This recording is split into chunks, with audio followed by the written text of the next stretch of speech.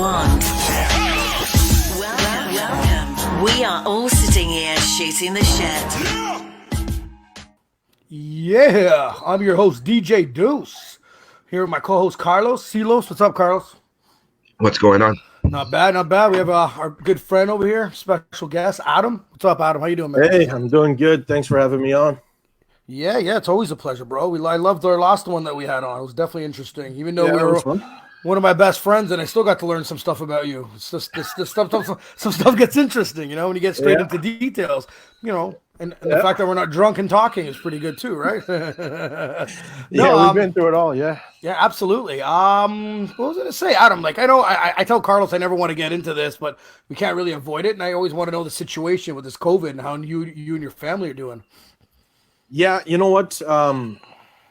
First things first, like, we're all doing good. None of us are like scared or like having a hard time with the whole crisis of it all. We're kind of enjoying our time together. Like we're kind of like a family type anyway. So big family day. I try to explain what's going on to the kids and they don't really get it. So they're just thinking this is great, Yeah, it's a human. It started off with a March break. Yeah. It was a long one, right? So yeah.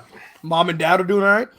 My mom and dad are doing fine. I went and visited them today. So none of you know what? When you have a bunch of kids, like I got 3 girls, 6, 5, and about to be 2. Yeah. There's typically a cold in the house. You might not go 2 weeks without somebody with a cold. So True. None of us have colds anymore. As we've been all quarantined, all the colds died. So you're killing every type of virus. Everything is dying right now. So we're gonna have the parents over tomorrow and stuff like that. And so we're keeping it pretty normal. That's pretty sweet. So what about wanted to bring it up church and stuff? What's the situation with the COVID with church and stuff? Yeah, there's a huge shift because you can't really gather anymore. Yeah. Number one, to be socially responsible. And number 2, it's also like a government thing, right? And so as of Tuesday, we closed the church. And so we have good leadership, and that's the one thing. So one of the pastors had sort of saw it coming, like this is going to hit. We got to get digital. We got to go live streams. We got to go text to give. We got to do online giving. We got to do all that stuff and do it that way. And so we were about a week ahead of the curve. So it wasn't a big rush at the last minute. So nothing really got hit too bad. And people are actually adapting really quickly. We had to learn some technology, some stuff like that really, really quickly. It's like you're getting tons of fastballs coming your way, curveballs, sliders. You got to really adapt and be quick with everything.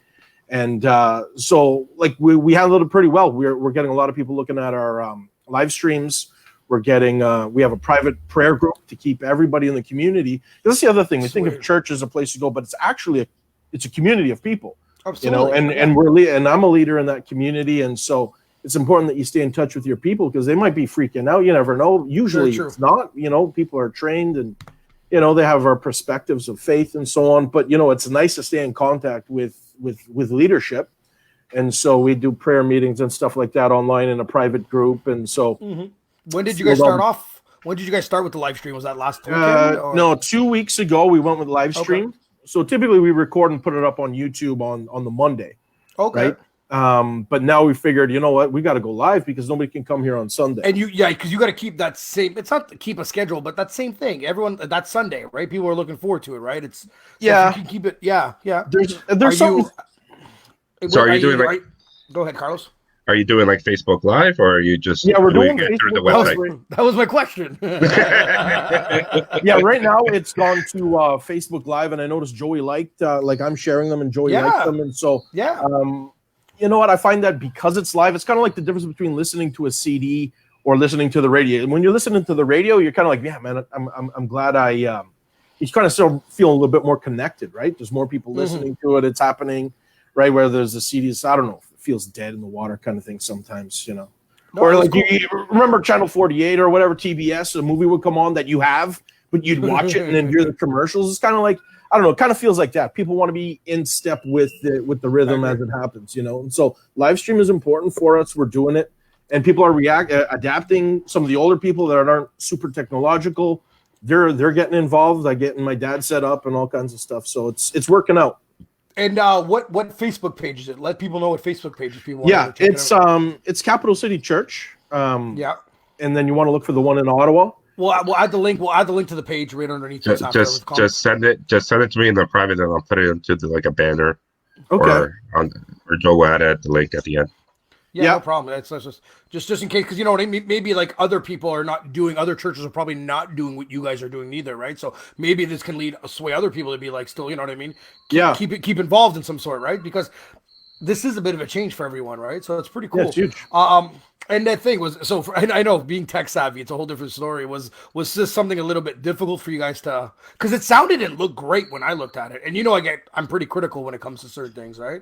So it looked good. It sounded good. So see, the thing is, we're sort of like, I heard one guy say it this way: we're building the airplane as we're flying it. You know, true. So you just got to jump in. You know you're going to make some mistakes out front. You correct them real quick. If you have a good team, they're honest with you. They tell you, okay, the sound was off here. Here's some things you can do to improve and so on. So we're doing that. But the thing is, with live stream, that whole genre is kind of like not the best quality anyways, and people are okay with it. I watch live streams that are completely lousy, and I love them. You know what I mean? No, it's not. Not saying that ours is lousy. I'm just saying, like, ours is actually like, we had a lot of standards. I'm like, we could have done this with a lot less. It's somebody with their hand shaking it. We're using stabilizers and stuff like that. We got a couple of things going. I gotta show you an episode. There's an episode a few of us on, and Bamboo was on, and his neighbor, I guess, was streaming friggin' Netflix from his next door neighbor, streaming Netflix from his internet. And the dude, you can hear him, but all he sees frozen poses, right? Because that's what it is. It depends. Yeah. It all starts from the source. So it all starts from, do we have proper internet? Do you have the proper equipment to run it through the internet to run it? So it goes hand in hand. You're right. So it takes a bunch of equipment. It is trial and error with everything else, even with us, absolutely with us. And you know what? The cool thing is, even when we somehow screw up, we don't pretend it didn't screw up. We just make fun of it, Of course, yeah. It is what it is. It's always my fault. Yeah. Well, you want to be the tech guy. That's what you get, man. Press the button. First of all, who was the last guy on sound check to even have his mic working? It's the USB thing.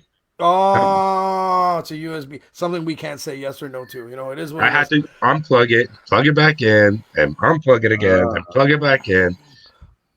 Okay? I got one more question before we get off this COVID thing, and it's just, what's the biggest thing you're missing right now being isolated? Meets the gym. I'm not go to the gym after work. I get back and I just feel like I'm getting fatter. It's just like nothing's happening. You know what? I don't think I'm missing anything. I have a lot more of what I enjoy. I mean, I miss going to church. That's sweet. As of Tuesday, like I was going there every day doing a live stream, so I'm not doing that anymore. I kind of miss that, but like, man, like my life is pretty simple. Like I still go to the store. That was, it's true. Yeah, I don't do a whole lot. I'm not. I mean, there was a chance for me to travel, and I didn't go, and it's a good thing because I would have wasted the money. I wouldn't have been able to leave. Oh yeah, I guess so. Talking about traveling, tell us a bit about, man. You went to Africa not too long ago, right? Yeah. I was there November 2019, a few months ago. How long were you there for? And, I was there 8 days on the ground, and then it's like 26 hours, of flight there. Yeah, it's how? Yeah, I don't really love flying, but you know what? When you're on a huge jetliner, it's pretty comfortable. It's not bad. Oh, okay. And what was the mission down there? What were you guys doing? So like I'm a preacher. I preach the gospel. I like to pray with people and stuff like that. And so I had the opportunity to go down. So the church I'm also affiliated with in Florida, Networking for Christ Ministry. Well, they have some churches in Liberia. That's on the west coast of Africa, and so they're really growing. So they have a second. They have a second church. They're going into 3, 4, and 5 that are on their way. And so part of the job was just to go and do some meetings, like a campaign or whatever. You maybe call it a conference. So I did 3 or 4 nights in one place and then 3 nights in another place. And man, it was a lot of fun. I just got to let loose. It's a little bit different when you're in Africa and when you're in Canada. Like there's and it's a lot different when you're with your own.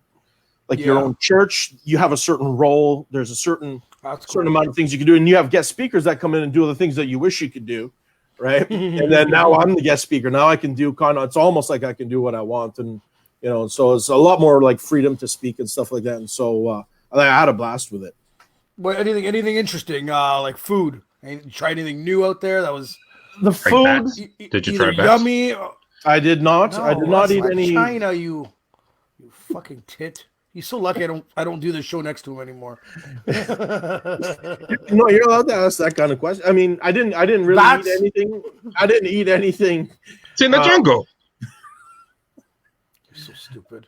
I didn't really go too obscure with anything that I ate. And the thing is, you really can't, as a Westerner, go to like a country that's, you know, in Africa and just eat whatever you want. Like, it's even the fruit, you know, you have to wash it. There's a lot of things because there's like you'll get sick. You know, there's certain things that you can't adapt to right away either, right? So they make this green. It's almost like spinach in a way. It's super spicy. It's right at my threshold of how much spice I can handle, and it's normal for them. And I was like, okay. But potato leaves, and they put all these beautiful spices on it and stuff like that. And so what I was told and I was trained to do is like eat the food when it's piping hot. If it's been on the counter or whatever, just leave it be, you know. So you got to eat the food while it's piping hot, you know, and you don't get too fancy with the food. So I ate a lot of fish, you know, and I ate a lot of chicken, and I ate a lot of goat, and rice. You know, so but I mean, the food is amazing because they pack all kind of flavor in the food. I could imagine, yeah, for sure. So, like, I tried not to make it all about the food and stuff like that. Like, when you're there, you're like, oh man, I'm the fattest guy in Liberia right now, so I'm not gonna just start eating plates of rice. You know what I mean? No, it's true, man. Like everybody on the street in like super good shape. You're like, man, all right, I can't. You know, I gotta make some changes. That's so good, bro. That's so good. What was it like? Now you've been to Jamaica, been to Africa, and did you do the same thing at both? Did you you ended up preaching in Africa, right? Yeah, I was like a guest speaker. Now I'm a little bit more advanced than I was in 2008 in terms of, you know, abilities as a minister and stuff like that, and confidence, and you know, the way that I've grown in that amount of time. So I could handle a lot more that was thrown at me. I mean, Jamaica was awesome in 2008. That was the last time I've been. It was tremendous, and that's why I kind of want to go and do something like a missions trip again, just so I can sort of, you know, lay it all on the line and see what happens. And so it was pretty exciting. I mean, I've never preached like that before. I mean, it was for me, it's like super exciting. You know, it's not like you're watching somebody else. I'm like, what is going on with me? You know, and then you're praying. Yeah, I caught you from the beginning, bro. Like, I caught you as I knew you wanted to be a preacher. You went up, stuttering, stumbling on your words a bit. I used to own a music studio. Adam used to come and record himself and practice. Remember that? No, I do. Used to come. You're like, dude, I'm gonna get some studio time. I need to practice. I need to record. I need to hear myself. Wow. And I was like, damn, that's interesting, right? Because you want to step your game up, which was fantastic. And yeah, absolutely, dude. I caught a few of your videos. And gee, what the hell? You're fantastic, bro. Like, holy, you don't skip a beat. Like, I'm just like, this is the same dude, man. Like, rocking the stage. Yeah. There's just you knew when the crowd you made the crowd laugh. You knew when to let them finish their laughter when you picked it back up. You didn't just jump into something else. You let them enjoy that moment for a few seconds and then moved on. It was fantastic, bro. It was like any type of it was anybody that would be a stage performer. You know what I mean? Even a motivational speaker to a comedian, for instance. You knew your timing of when and where. Throw this in there, bring it serious, bring them back up, let them enjoy it and move on. It was fantastic, bro. Like, there's a couple of videos I was like, damn, this is really, really good, man. So when did you find that you got on to that performance? When did you notice that you were like, damn, I'm here now? Or do you still think that you need to work on it? Like, no, I gave up working on it, man. That's what changed. That's really where it started was, it's kind of like what we're saying now, like how we have to field all this new stuff with the technology to keep in step with what's going on in the world. Like, I started with nothing. I didn't really know the Bible so well. I didn't really know a lot of things so well. I knew what happened to me. I knew my life got changed. I knew that something was going on. And, you know, to be honest, the first time I spoke, I felt so small. I felt so humiliated, so embarrassed. I mean, I felt so small I could walk underneath the door on the way out. I just wanted to run away. I kept imagining myself running out the back door. Like, I could hear my heart beating in my ears. And I'm thinking everybody can see my thoughts and everybody can, you know, and it's just like, it was the worst. And I suffered that for years, but it wasn't like 3-4 times and then it all came together. I suffered for years doing that. And I knew that one day it would come together. But I don't know why it took me so long. Maybe because I don't know. But man, I just think about some of that fear that I had. You know what? Sometimes like early on, there might have been 3 or 4 occasions where I sort of broke loose, lost all self-consciousness and all that stuff and ran with it. But then okay, this is my life now. And then no, it wasn't, right? It was just sort of like a glimpse of the future. Like you have to keep pressing in. And so I would say I wanted to be a great preacher. I wanted to be a really good preacher. And up until about a year and a half ago, that was my goal, always learning about how to construct sermons. And at this point, somewhere along the line, I realized I don't even want to be a great preacher anymore. I just want to know Jesus, and I just want to talk about Jesus until he shows up. You know what I mean? And that's when you did you find that now that you took that approach that everything did eventually flow better? Everything flows better because I don't care. I don't care what.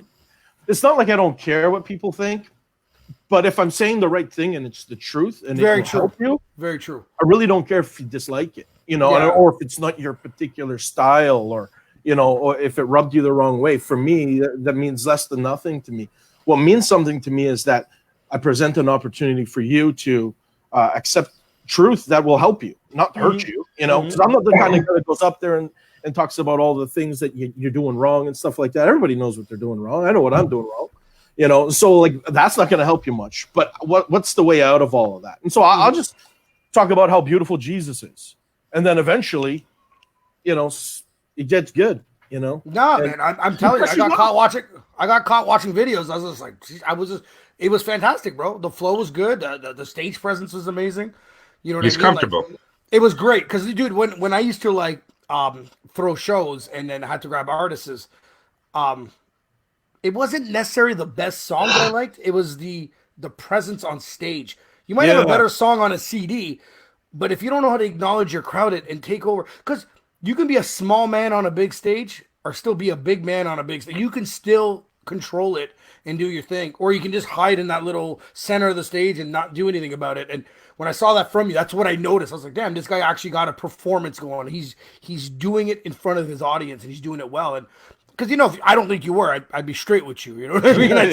I'm like, Cregan, what the fuck, So it was cool. You did a really good job. And so is this a regular for you? Is this like before this whole COVID thing? Was it like a regular, or was it never once in a while situation or? Yeah, I'm on a regular speaking schedule. If I'm not speaking in the sanctuary, I'd typically be speaking with the young, the preteens from 8 years old to 12 years old. So I'm always generally speaking, or I'll do a Wednesday night, Bible study and prayer, that kind of thing. And so there's also that element of experience, right? I've got a lot of experience. I've got a lot of hours doing it. And that's the thing you got to watch. Not everybody that has a lot of hours and years of experience is any good at it. They just got good at doing it the wrong way. And so you have to be learning, and you have to be willing to take criticism and correction and so on, because if you think you had a good sermon and now you're better than the pastor, that's the first sense that you're going down, So you always got to sort of humble yourself, be willing to, accept corrections and stuff like that. And you want the feedback. The best thing you can have as a preacher is your wife, because she won't lie to you. She won't. Oh, that was great, honey. That was. She won't say that. Is he right, Carlos? What? Is he right? What? I was going to ask him a question. That means you're not listening. I'm asking you a question. Would your wife be straight with you? Yeah, of course she will. Well, that's what he's saying. No, but you practice to her. You tell her what you want to talk about on the Sunday service, or what you want to talk to the kids. I just say from the Catholic perspective, right? We have that book, the Sunday book, and the whole mass is it's there, like what passage is going to say, and then you can interpret it whichever way you want, or you could just go to Sunday mass and just listen to what the priest has to say. Yeah. But do you just shoot it, or do you just when I say shoot it, do you just go with the flow and talk? No, I construct an outline. I think about it. I mean, it used to take me 20 hours or more, 40 hours. So you're asking him if he's freestyling it, pretty much. Yeah. I don't do that as much. I did it actually when I was in Africa. I had a loose outline. I wrote down in like almost like a brainstorm page, just to jog my memory to remember to speak about these things. Because I just felt like the Lord wanted me to talk about certain issues, and then I didn't forget them, But other than that, it just came, in a flow. And it does come to you in a flow. You want to leave room for that, but also you also want to have some structure, because you can get off in a flow and forget what you were talking about originally, and it doesn't, come full circle. And it's kind of like, yeah, that was great, but what was the end of the story kind of deal, So I like to finish my stories if I can, beginning, middle, and an end. It's not always necessary.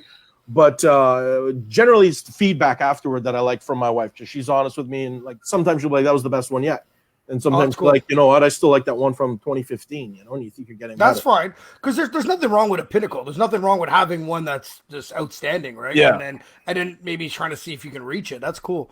I saw one video. I don't know, dude. You gotta explain this shit to me. Okay, the go. Dude was saying his thing. He blasted his hand like he was a Street Fighter, and then you blew back. What the fuck? What happened there? What happened there? Okay, good. That's that was actually Benny Hinn. And so if I want to put Google, that link. You gotta send me that link. I want to put that on here too. Yes. So I was having I had pneumonia in November of 2018. Mm-hmm. And then it cleared up because I took the medication and so on, and I went down to Florida and I went to this conference. And while I was down there, it sort of kicked back up again. And so I was like, had this persistent cough. And it's like, anyway, Benny Hinn was preaching, and he's like a healing evangelist kind of guy. And so he was praying for people. And I just felt like I was back in my chair, and I just felt like this blanket, like an electric blanket, came on my lungs and sort of like started zapping me. And I'm like, okay, this is it. I'm getting healed right now. And so he's like, if anybody got healed, go join the line. Okay, and then I was like the third last person to get up on the stage before they shut it down. And so what happens is if you got a healing and you tell a couple people what happened, he'll pray for you again. And so man, I'm telling you, he hit me if you noticed in the video, he didn't actually touch me. He just went like this. Dude, he didn't touch you at all. At all. I'm telling. First of all, what happened is, while I was walking up to him, I felt like drunk. Like I was kind of like, whoa, because I touched his son-in-law, who's also a really good preacher. Well, I want to give him a touch then. Yeah. Go ahead. The thing is, it might not be on the grid for a lot of people if they're watching this or obviously I wasn't drinking alcohol, but what happens is a lot of the times the influence of the Holy Spirit will put you in a position where you're feeling kind of funny. Mm-hmm. Even on the day of Pentecost, when the Holy Spirit came on the church originally, people were like, these guys are drunk, and then Peter said, these men aren't drunk as you suppose, but they're filled with the Holy Spirit. And this is what, anyway. And so he went on to explain it. And so that's what happened. I touched the guy to explain to him what happened. And you remember the old days, like Channel 2, the fuzzies? Yeah. Like the fuzzy television station that doesn't come in? He, in my eyes, he turned into that. And I'm like, okay, let's go here. What's going to happen? Anyways, he prays for me. And it felt like The Undertaker lifted me up and chokeslammed me down. Dude, I had to watch it 8 times. It was in slow motion. Yeah. Dude, it was like, I was like, what the fuck? It just happened. I'm like, I have to bring this up. It was pretty intense, no? For me, as an audience, I was like, Jesus Christ, I don't want to get slammed. The thing is, it didn't hurt. That's the most unusual. I'm a heavy guy. I weighed over 260 pounds at the time.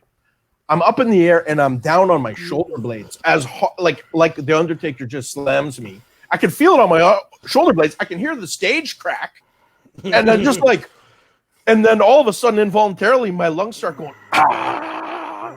It's like a power hit my lungs, and I'm like, man, I'm getting healed right now, And then he's like, pick them up, boys, And so he's got these guys. They pick me back up. Yeah. He licks me again. That one's not in the. It's not in the frame, and then he does it a third time, and I'm telling you, I was on the ground shouting for I don't know about a minute, and then I was just decided, okay, I'm just gonna lay here, man, because this is I'm getting rocked right now. But the most unusual thing, like if I was to fall on ice and come down on my shoulder blades with that velocity, like, man, they'd have to take me to the hospital, man. But this didn't hurt at all. Actually, it felt amazing. It was pretty cool, man. So it's an interesting video, bro. Because I got caught watching a couple, and that one came through, and I was like, "What the hell's going on here?" And I was like, "Holy hell, my God, this guy just got slammed!" Like it goes beyond, like, you know, a lot of times people are like, "Okay, what's an explanation for this? Maybe it's all in his mind, or maybe it's, you know, something like that." Like, you know, those fake kung fu guys, and you know, like with the chi and all that stuff, right? Yeah, buddy. That wasn't my mind, man, because my mind not that strong. You know, anyways, anyway, I felt better. Like, I haven't had a lung issue because I was getting pneumonia once or twice a year for a couple of years. And so I haven't had that. Yeah, I haven't had it come back. And man, you know, so those kinds of things, as far as I'm concerned, they really just demonstrate that God is for real. He's a person. He loves you. He wants to do good things. You know, if you want to judge me for all the bad sins, man, he had all the opportunity he wanted to, but instead, what does he do? He wants to bring me home, you know? And so in this case, he wanted to heal me. And man, I just, man, I know how ridiculous it looks, and it's going to look fake to you until it happens to you. But the thing is, it was a 50-50 thing, because it looks fake, but then there's the way you fell that didn't look fake. You understand why I had to rewind it again? I was like, yeah. Because usually when you fall by yourself, you might bend your knee a bit. It was like, what the hell is that? Rewind. No, rewind. I was like, my God. And obviously, you're my boy. I don't think you're going to just give me the, you know what I mean, the runaround answer if anybody wants to hear. So I get that. But it was one of those things that, yeah, it was interesting. It was an interesting video. And I'd love for people to see it afterwards, you know. But yeah, I'll send the link. I'll get it. Yeah, I'll get all the links after. I'll put them all underneath. Carlos, how come your shit like that don't happen at your church? What are you guys doing over there? What are you doing over there? Well, have you been to my church? No, you probably show up too late. You probably miss all that stuff anyways, right? Oh, no. Yeah. We don't do that either. You ever go to church? You ever go to church on time? Yeah, sometimes. Tell me the truth. Sometimes. Sometimes. I got to park the car. Got to park the car. Park the car, have a Coca-Cola, 3 smokes, you know, a break. You know what, though? The Catholic Church has never gone away from the ability for God to heal. They've never said, okay, this was for, you know, a former age or anything like that. A lot of like the churches that I go to, like, you know, a Protestant or evangelical, they don't believe in healing and all that kind of stuff. The Catholic Church actually still does. It's considered a sacred right. And Catholics get healed all the time, you know, because it's part of their belief system. And there's an authority granted to the Catholic Church for that. And so, like, I mean, they don't necessarily do it the way, like, you know, like you might see in that video. Like, we press in for it a lot. This is something I read book after book after book about ministry and healing and the gifts of the Spirit and all those kind of things and those miracles. I mean, I pray for people too, and they get rocked like that. I mean, maybe not quite like that, but I've seen people get rocked, buddy. You know, and it's a lot of fun. I really enjoy doing this. Otherwise, why would I even bother? I mean, it's part of the fun, you know. Because I've been doing deliveries for, you know, the construction sites, and I've actually delivered right beside your church. That community, that community is getting big now. Yeah, exactly. Yeah. Go down there. That's where, you know, Mario does not him specifically, but his plumbing company. Has a lot of the contracts out there. And I noticed, has anything gotten bigger? Have you found you drawn anybody from that community yet? Yeah, people. People, because it's getting big. Out.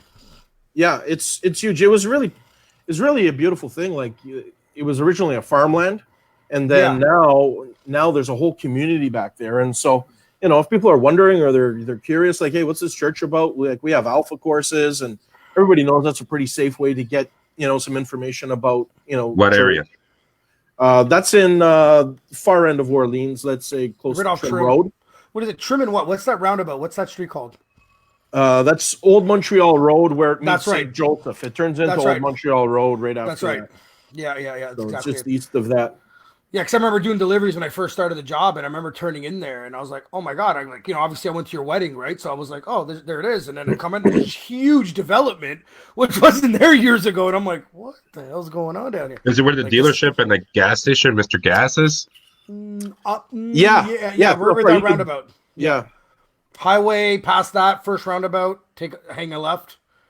And then I think on the corner is the KFC and stuff. You keep going down, and then the church is on the left, and then the whole new community's down there. And it looks like it's going to expand like towards Rockland area. Like from when I drive do deliveries for Rockland, they actually have the signage out there too. And I was like, this thing's going to get plowed. It's going to be a huge community eventually when it's all said and done. It's pretty crazy, man. Yeah, it's pretty crazy. So you guys are still what are you guys doing? What's the next goals? What are you guys working on?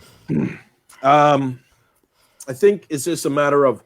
We're not exactly sure what's going to happen yet for the next 4 weeks. What church is going to look like? What everyone got me. Like. Let's pretend that this nonsense of the COVID nonsense wasn't around. Well, if you guys were still on track, then if we're able to all, like if Canada and most of the world is able to pull back in about 4 weeks or so, what our goal is right now, my senior pastor or lead pastor and his wife, they're transitioning to the church to. His daughter and his son-in-law. So they're going to become the lead pastors there, and me and Pastor Mike, he's the lead pastor now. We're going to go. Basically, the operation is going to be to plant churches in each of the capital cities. Yes. So it's called Capital City Church, and the idea is start one in the nation's capital, and then plant one in each of the provincial capitals. And so that's going to be my main job at that point. What does it consist of to do one of those, to do that, to get it started? There's a lot. You gotta find a place. You gotta find people who are interested and stuff like that. There's a few different models that we're looking into now. Yeah. So it's it's just to be honest with you, it's as simple as talking about Jesus. People and when the people find out that Jesus is not there to wreck your life and ruin your fun, he's not there to like he wants to make things better. He wants to he wants to live with you forever kind of deal. And so people just, if you preach Jesus, people start following, so. Oh, I agree. That's the main thing. It's just, I'm just saying, like, for an example, you want to plant one in, I don't know, we'll say like Kingston, for instance, a few hours away, smaller city, like, you know what I mean? Do you guys already, do you approach a church already and start from there, or? We're considering that. We're considering just starting from scratch, working with people. And like one of the models we're looking at is, you just go and talk to people. Don't start doing churches and Bible studies and stuff like that. Just meet people, greet people, get people on board with the idea, and then have a big event where you launch the church. And then you try to create that momentum. Do you think that now, like, and I know this taking a negative and turning it into a positive scenario, that the fact that you guys are not doing this live, but you're streaming it now, do you think there's a chance of reaching other people that you couldn't reach now because of streaming? Like, for instance, I liked it, so probably 300 people saw it now from one like a lot. You know that this can be a negative, but you think maybe in the long-term effect of spreading this word in the church and seeing, oh my God, these guys, because now they don't have to step into the church to see exactly what you guys are doing, right? Yeah. So this could be a positive thing in the long run. Yeah, a lot of studies have shown that people will research a church before they go there because they don't want to go into some weird, like, dude, we do it with food. We do it with food. We do it with entertainment. We do it. I'm going to go see a live band. I want to check out this. Like, everyone looks at reviews or would love to see a video or something before they step in. We have the power amongst our phones and internet and computers. Why the hell not, right? So let's give it. So I think maybe this negative here, if you guys can stream it for 3-4 weeks and people are liking and sharing, maybe it can expand to the fact of like, you know what, this actually looks pretty cool and stuff, So I think for that. So like if it is like taken off on the live stream and everyone's able to gather together again, would you be open to basically recording a live mass and just keeping it up for people not in your city or not in that community, like Joe was saying, in Kingston, that started liking it and then slowly could generate more and you can open that smaller branch there? That's exactly it. Yeah, perfect. I mean, that's the idea. Now we realize, okay, we're doing this. We're this was something that we talked about for a long time, but now there's no choice. We're doing it, And now we realize there's 1,000 views on 2 weeks ago's thing cool. our YouTube videos may not get that many. And so we're realizing, okay, there's a lot of upside to this. And you know what? Well, let's just keep it going because what we care about is getting the message out there. Victory, faith, Jesus. Like, I mean, it's good, man. We want people to have good news. That's what the gospel is. It's good news. Really good. Because even with the live stream thing, you're right. Like, you know what I mean? The thing between live stream and versus YouTube is I'll go look at some of YouTube and I got distracted by another video or link or some sort. Sure. Right? Like, yeah. What's this? What's this? Not looking at what I'm looking for. Where you guys can probably advertise, like, you know what I mean? Like, hey, listen, man, it's at this time on this day and come check it out.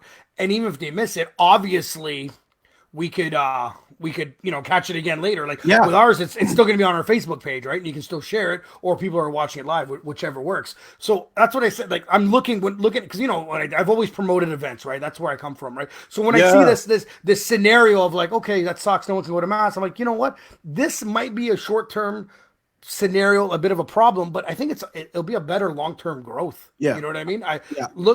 Using formats like this or a live stream like Facebook Live, I think at the end of the day, you guys win. You know what I mean? You will reach out to more people a lot quicker, and it's by accident. And like you said, you were forced to do this now, and trust me, it's not a bad thing, man. Yeah, I agree, and that's why I asked you what this was. That's why I'm so happy to be on this right now, because I did a Zoom call yesterday, and that was pretty cool. But this also looks like a really beautiful platform to do certain things. You know, if you use this one for free, you know where our logo is right here. I love how I have to point the other way to look. It's kind of weird. The weatherman. Now I get why the weatherman gets paid so much money. You know what I mean? So so that logo it will say StreamYard. Yeah, it keeps basic. There's a lot of basic forms. So if you want to do a one-on-one or a couple people, you can do it for was it free? Was it free, Carlos? You could do it free, but if you want to add like the logos and stuff like that, you just Yeah, it's $20 a month or some sort. I can send you the link, and you can have up to I think 6 people on the same thing. So if you if you and the other priest or pastor, like for instance, like this Bam Bam. If you ask Bam Bam to get on, you just send him the link. You know that link I sent you. You can you could send it by either email and post it up like we just like we did today, or you can literally send it to a phone on a text message, and people can literally click on the link. And they're there. They're right there. We did it with Bam's wife Paige, and we did it with James one time. Just click, boom, we're right there. It's as easy as that, right? So, I think I noticed too. You guys mentioned that during a podcast, like people could jump on. Actually, yeah. I want to do that. You know what I mean? If there's anybody like we tell people, yo, if I notice you're putting a few comments, and then you know what I mean, you have a couple opinions or something. It's like screw the comments. Just jump on. Let me go to live comment. Give me your links. Give me your your phone number, or give me your email address, and boom, we'll get you on. It's not an issue. We always want to debate. We debate. You have opinions. You don't agree with me, feel free to argue with me. I always love it. You know what I mean? It is what it is at the end of the day. But if you ever have a chance, this is a pretty cool. It runs pretty nice as long as your internet access is great. So yeah, that's the only trick. What were you planning on using before this? Or what were you using? He said Zoom. Yeah, Zoom came up a few times. GoToMeeting came up. I haven't seen that one in action yet. There's a free church platform, which is pretty good. It has some interactive stuff like these chat rooms and private chats. And, if someone has a prayer request, you can jump over and like bring them into a private chat just in case it's something they don't want to broadcast, like a personal issue. Well, let me ask you guys a question. How are you guys dealing with the, all this crisis and all that? Like, are you guys experiencing any fear? If you do, like, what's going to happen to the economy? Are we going to hit the martial law? Like, are you guys thinking these things through? Where are you at with all of it? Go ahead. I want to pull my hair. I want to pull the hair out of my head. Yeah, but that you want to do that on a Tuesday, so we're talking about the economy. I'm not the type of person who likes to sit at home and do pretty much nothing. If I can't move, I get fidgety, I get antsy, I get angry. I need to do something. I tried doing a project, too costly, and so I shut that project down. Did you work today though, or was there some work available for you?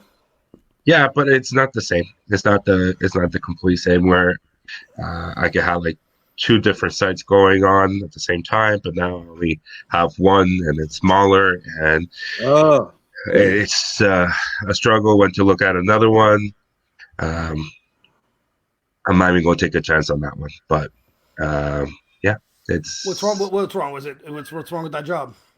Is it the job itself, or is it you're going to get infected? No. It's in a different field.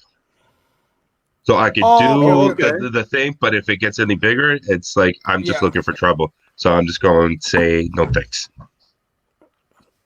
Me and Jen, I'm still working. Things are good. It sounds selfish, but I wish it would stay like this because it would make my job a lot easier. I just do deliveries. I don't see anybody. I drop the thing. I let them know it's at the front door, at the garage, at the job site, and I'm gone. It's super simple. That there's no traffics.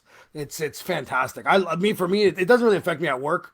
And because we drop off plumbing supplies and HVAC supplies and stuff like that, we're needed in this field, right? So my job security is pretty decent unless he actually closes absolutely everything down, which there's still a chance, right? To be like, screw it, everyone stay home for 2-3 weeks, right? It could still happen. But overall, freaking with all that, just imagine this in 1980. This would suck even more, right? Like, we have fucking Netflix and Prime and video games and cell phones and, internet access to do stuff like that. And 20, 30 years ago, this would have been terrible. You know what I mean? We could still keep each other busy of some sort.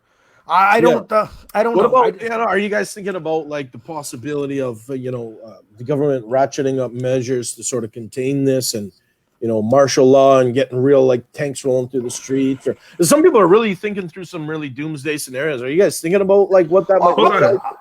Go ahead. I don't know if this is true. A friend of ours has a Russian connection, and basically that person's, I don't know if it's true or not, the Russian government is letting out 300 lions out on the street to contain people in their house. Yeah. I don't think that's true, but it's a great idea. Well, I have a Russian friend, and I didn't hear that, and I talked to them today. So Germany's been a little bit serious. I love, because we meet people through vacationing, right? And I love talking to people with other countries. Like, what's going on over there? Are you guys okay? And it's pretty interesting, Like the first person to reach out was Sauce when this first started. It was that Saturday, Sunday when they're like, yo, guys, we need to close down these restaurants. And I remember shooting Sauce a message saying, hey, are you guys going crazy over there too in Australia? And he was like, yeah, man, people are losing their minds over here too. And it's just interesting to get people's perspective from different countries, right? Because at the end of the day, the news is going to feed us whatever the hell we want to hear. I still want to hear it from somewhere else. What the hell, Alex? I have no idea what the hell you said. No, I said, lions. Lions? Yeah. Or lines? Okay, I thought I heard lines. I heard lines. I heard lions. I said lions, sorry. Hold on. Yes, lions. On. Say it like, lions? They're releasing lions to contain people. Okay, whoever your friend is a liar about the lions, okay? Come on. Let me see. Click Carlos Diaz up. Let me see what he's saying. Well, can you press the button, Carl. He found on Facebook. Oh, because Facebook always has the real stuff. Good job, boys. Keep thumbs up on that one. I saw a spaceship over Singapore today. That's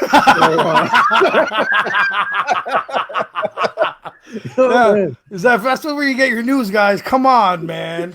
Hey, I saw that spaceship too. I barely believe CNN, and you guys are all over Facebook. And if any of you guys want to get on, let us know. Carlos will send you guys the link. Come argue and talk with us. Thanks for catching that, Alex. I'm glad you caught that. Me too, because I thought he put 30 lines, meaning they don't pass this line. We'll shoot you. I said 300 lions. You said 300 lines. I was like, yo, like they're barricading people with lines. Like, don't pass this or I'll shoot. But, me and Adam heard lines, but technically our lines make more sense than 300 lions. No. What is it, the Lion Kings there? What the fuck are they doing? Who are they holding them with a leash? I don't know. What are you? We got to get our friend on here.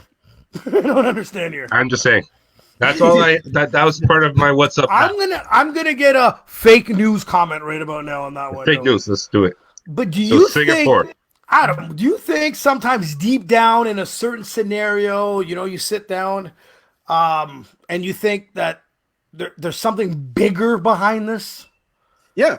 I mean, you don't have to get into like total conspiracy not thinking, man. Like, it definitely looks like a government weaponized this virus, and released it. And it definitely looks like that. And then it looks like, think about it. If China's responsible for this, and I'm just saying right? Everything's made in China, right? So So they're a surveillance state. They're a communist state. I mean, they know where everybody is at all times. It's very easy for them to lock down a place, right? It's not as easy for us to lock down a place because we have a lot more freedom here. And so we don't have the things ready to roll out the way they do. And so they're able to contain it. Well, was it 2 weeks? They were out of commission. Now they're back into traffic jams, right?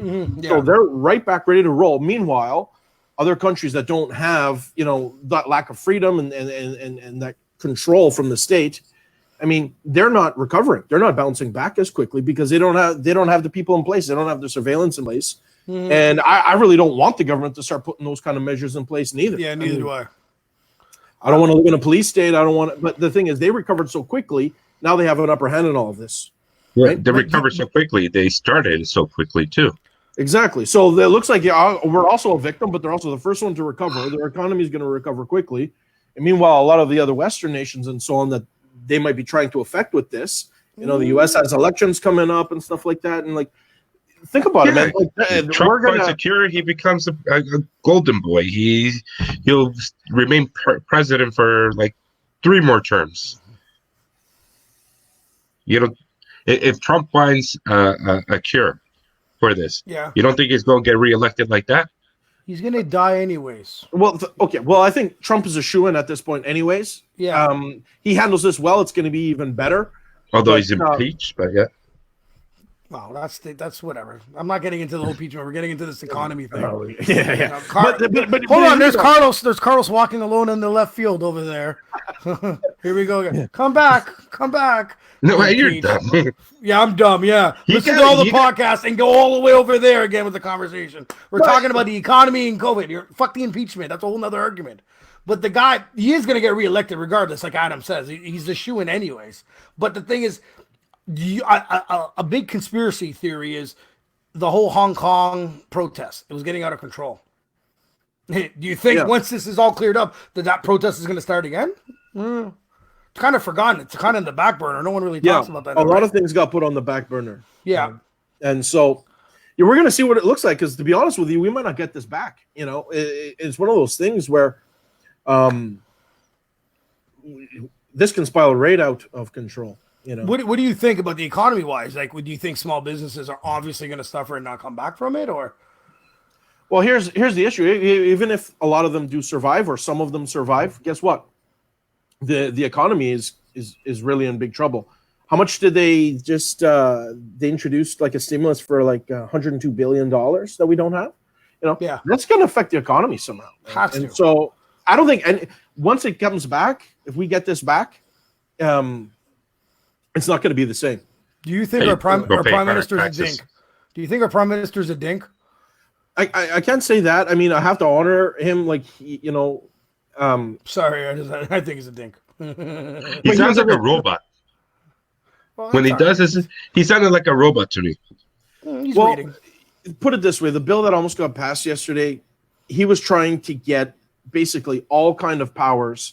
And then be able to make decisions without the rest of Parliament, with a minority government, basically making himself like a supreme ruler. And I really don't want him to be my supreme ruler. I like the fact that we have a representative government, that we have freedoms, and that I'm not ruled over by a tyrant. Or a good one or a bad one. I don't want any of that. I want my freedoms. I want to elect the people that I want to elect, and keep it that way. But it came this close, and so if that didn't pass that way. So I thank God for that. But you know what? We're this close to losing a lot of freedoms right now because we don't want this to happen again. There's other things in factories right now that haven't been released yet. And, there's other bad actors out there that see, okay, this is how one little illness affected the whole world. Well, they're watching. They realize, okay, we can split. We can divide this nation in half. We can use their media against them and all kinds of stuff. So, I mean, when you think of it that way, what do you think the next 6 months of life here in Canada looks like for you? You're a business owner. You work in the private sector, But still, yeah. It's not going to be good. You know what I mean? We're at a rate right now where we kept all our drivers. And I'm not lying to you, man. We keep at this rate, there's going to be 1 or 2 that's eventually going to need to be laid off. I can see some of us staying on, but it's not going to be the team. the amount of work that's there. You know what I mean? It's not really there. And the fact that the company has kept some of these guys on as long as they did is it's thankful, obviously, because it's better than making a certain amount of money on EI and et cetera. But I mean, it's eventually going to get. I see if it keeps this pace, there's going to be some cuts. There has to be. It's business, right? At the end of the day, right? So I see us having some cuts. It's gonna be tough. Like Carlos Diaz, one of the guys that commented on here, like he works at Swiss. He has to lay off his whole staff. He's a cook. He can do the cooking for takeout. But I mean, watching your staff not have a job, like it's gotta suck. Bro. Yeah, that sucks, right? Yeah. So how does that affect you? What do you do when you think about that? Wow. Oh. Hey. Oh. Homeless. There he is. 5 minutes for men. Yeah, but right now it's 5 minutes for Grandpa in this case, man. Man, good to see you, man. Why is he on mute? He muted himself. Oh, someone's talking in the background. I don't know. Yo, there we go. All right, you hear me? Ben, yeah. What's the deal? You're on EI, right? Who, me? Yeah. Not yet. Oh, not yet. Look at that. See, Diaz is only running the whole restaurant. So, Diaz, another quick question, brother. If you're listening, 6 employees. Is that what are the employees? Are they just cooks in general? Or is it cooks and with delivery guys? If you could reply. There you go. He was there 1 minute, gone to the next. Send Diaz the links. Diaz, are you working or you don't want to get on here real quick, brother? Everyone gets scared. Everyone gets scared of the link, Adam. Everyone's like, my face on here. No, man. I'll give you a quick story. So yesterday I went to a friend's house for a quick beer. He's like, dude, I'm losing my mind. Come by for a quick beer. So I go by his house and, I know he ain't sick. I ain't sick, but you know what I mean? You got to keep your 6 feet away before people start talking shit, right? So we keep each other, we're about 6 feet away, and he invites a few neighbors over, and the woman walks by us and she goes, and she holds her goddamn breath. That's crazy. Oh, there you are, Cregan. Did you hear us at all? Or holds her breath. She was holding her breath while she walked by us. It's like, is this what it's coming down to be? Like, I saw him take out 4 kitchen guys. He pulled his shirt up over his face in the parking lot next to nobody. This is like, okay, buddy. I shouldn't say this, but there's a guy I work with. This guy's breath was like a dragon, like social distance was like my face was melting, right? I was like, dude, but I came to the conclusion that he's ahead of the curve, bro. Corona would hit him in the face and take a left. Like it won't even touch him, but no, he's good, man. So like Diaz saying, 2 takeouts, 4 kitchen guys, 2 drivers at night, man. There's the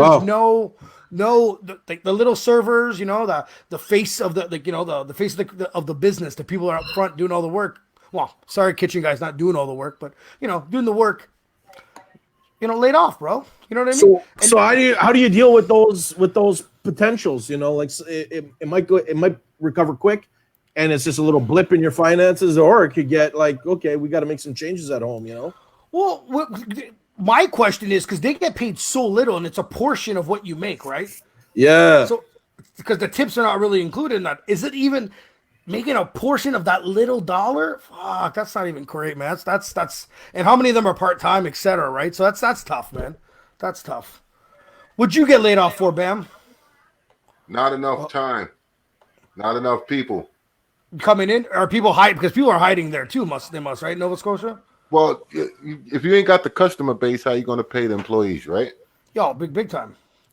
Big time. But, are you feeling it over there now? Because I know you guys have 19 cases last time I checked, which was 2 days ago. What, we had 68? 68? Yep. The fuck you guys doing over there? You guys kissing everybody? Man. I don't know. You sick people. You're sharing the lobsters.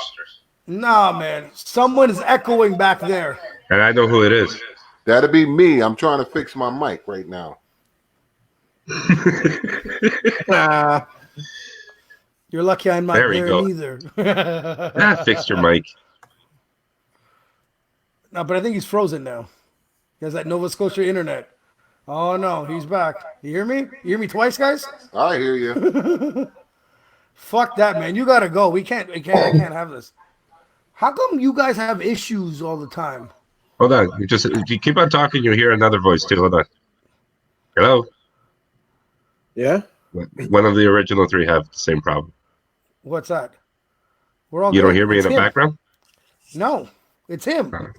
I hear you in his background. Whose background? In Bamboo's background. I hear myself on Joey's background. I hear myself on Joey's background. Okay, we got to keep rolling here. Carlos, you got any questions for me? What do you really want to ask me? I could see something there. I got to tell you, had some real question there, and you didn't get a chance at it. I know, Carlos. Let it out, bro. Listen, I don't care when it what comes it to is. religion, I don't touch it. Let's just put it that What way. do you mean? Touch it. Yeah, no, because I don't want people saying anything about me. I'm not gonna get offended. We're on a podcast. You're not on cable news where they're gonna cut you off here. Only like 100 people are gonna watch this anyway. People will cut me off. You're by the way, you're the power of the button. Anyways, they can't cut you off. How about you text me and I'll tell him because I don't give a shit. No. Oh, what happened there? No. It was like literally honest questions. Obviously, painting and all that stuff, that's not in my forte. And it's all basically how a person feels. And I don't think I will ever feel the way some people feel. Well, did you get any of that? Yeah, no, I see what you're getting at, and it's a matter of what you're being exposed to. If you're not being exposed to people like Benny Hinn praying for you, you're probably not going to faint, or get blown over or like shout or whatever, right? But if like it's been known to happen, it's documented, it's in the Bible, and it's there. Like but the thing is, fainting is not really an end in itself. Like, oh, great, I had a great time at church, I fainted. Well, no. But sometimes what happens is if the Holy Spirit is ministering to you and he knocks you down, right? Sometimes you wake up and like you feel different. You start thinking things through differently. You feel better, not worse, right? Mm-hmm. And so a lot of times that's kind of what it's all about. Like if you just make oh man, I can't wait for somebody to pray for me so I can fall over. Well, I think you're missing the whole idea here. You just sort of whatever happens. But what else? No, it's just everybody's entitled to their own ways of doing things or their own beliefs, obviously, right? So I'm just saying, like my sister, she's Pentecostal, and I've gone to her churches, I've gone to her masses, and I have my beliefs, which I've shared to Joey privately, which I won't share to here, and I've shared to my sister privately. I don't even remember what they were, to be honest. Okay, good. We'll leave it as that. So what? You got some private beliefs? Anyway. No, I just like to me. Well, you have to make me start saying shit. Listen, what happened to you? No. I want to. How private are they, Carlos? How private are those, Carlos? It's not that difficult. No. I just it's hard. Carlos likes to be on a podcast and not say a fucking word. That's why, Listen, I'm Catholic. You and I, Adam, have talked about it. Have talked about certain things or whatever, right? I believe some. Release the lions. I'm going to release the lions. But how would I say? It's hard. It's hard for me to believe in what people are doing when I see it happening too much.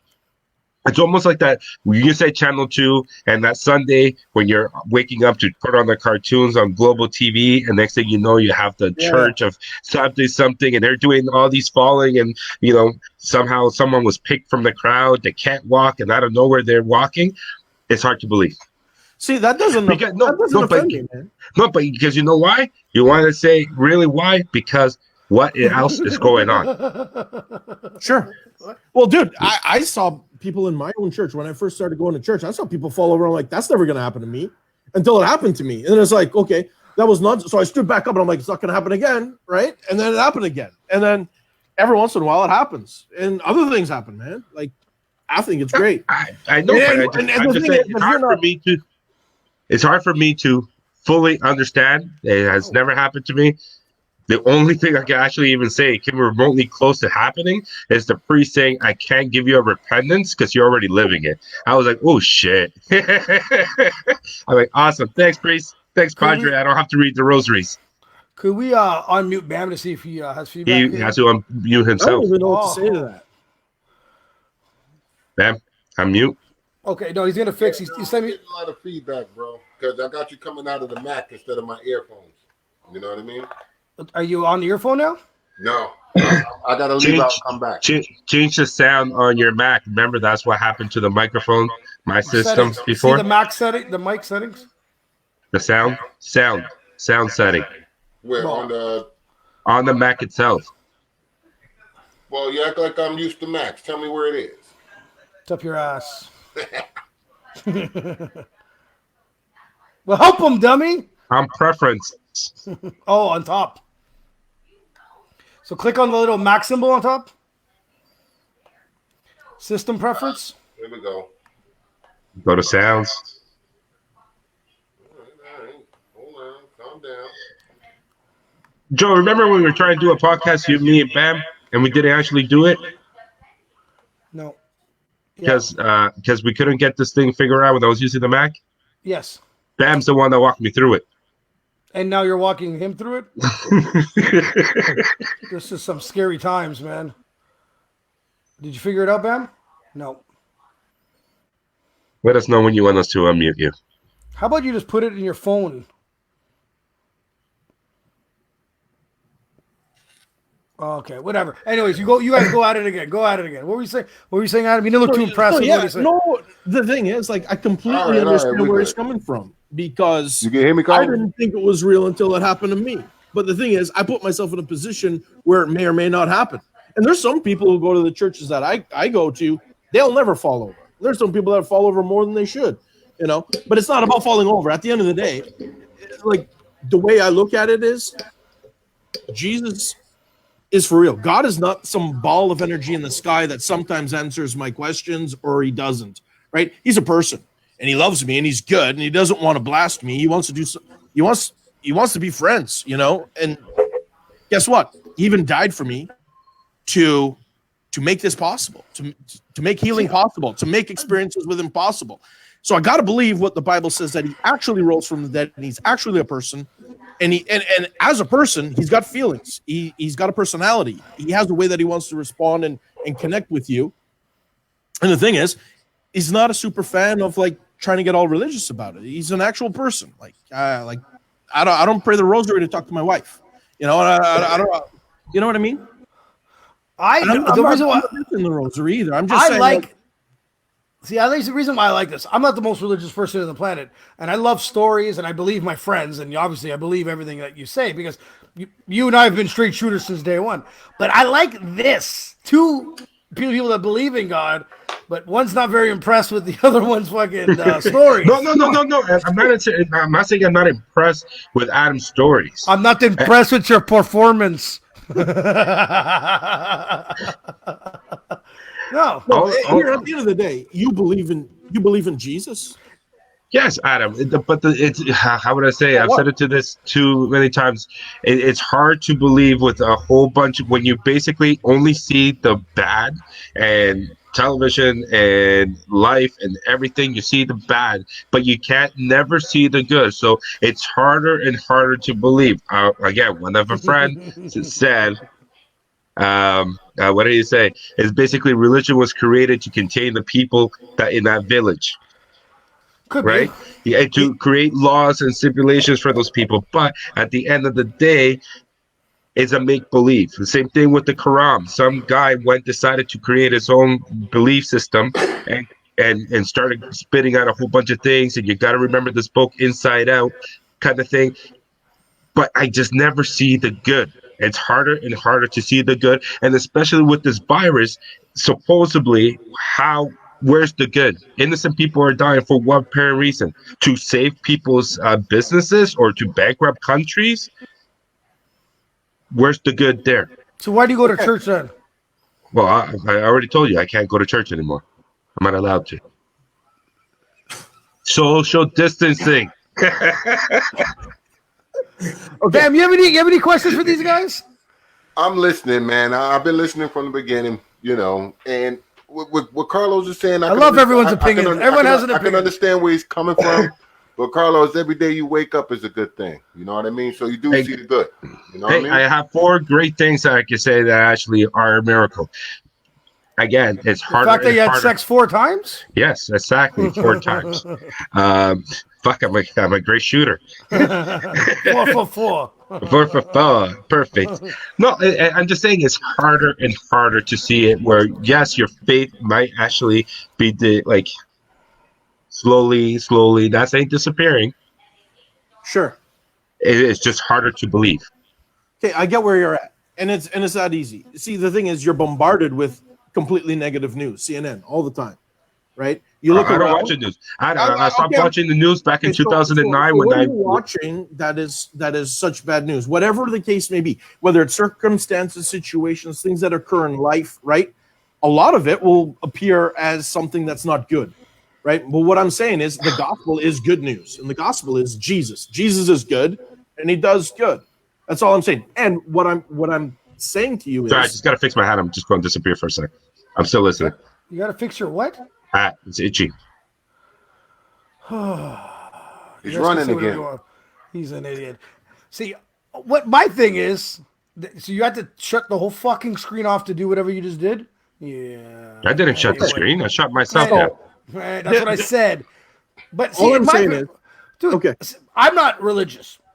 I still think I do good things and everything else. But when I saw religion turn a guy like Adam from what he was to what he is, who the hell am I going to be like saying, Adam, since I don't think I believe in this very much, neither should you. And it turned him to a complete different man. Who in the world? I'm extremely happy how what Adam turned out. Yes. Completely happy. And maybe you should go with him. We'll take you along for the ride. For someone in your situation, Carlos, I completely understand where you're coming from. It only makes sense. That's the natural condition that most people face.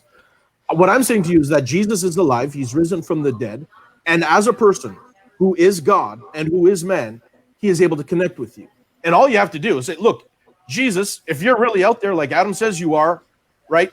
Can you do something? Can you show yourself? Can you reveal yourself to me? Because if you do, I'll follow you. And if you don't show up, we don't have to talk about it. As you say that, my family's returning home as you're saying that. There's a God. There's a God. There's a God. He got married twice. There's a God. Someone actually said yes twice. Bam, let it out, man. You haven't been on. You've listened to most of this. What's going on? You have any questions for these fellas? No, not really. I mean, when it comes to Adam, if he changed following religion, that's a good thing. You know what I mean? You have no idea. People tend to take things the way they want to. If you believe, you believe. If you don't, you don't, right? So how can you sit and let the negative be in charge of what you think and how you feel? Now, what about Carlos? What do you think about Carlos's opinion? He believes, but then he's drawn away from the beliefs from all the negative things in the world. Not drawn away from it. I'm talking to him. I'm not talking to you.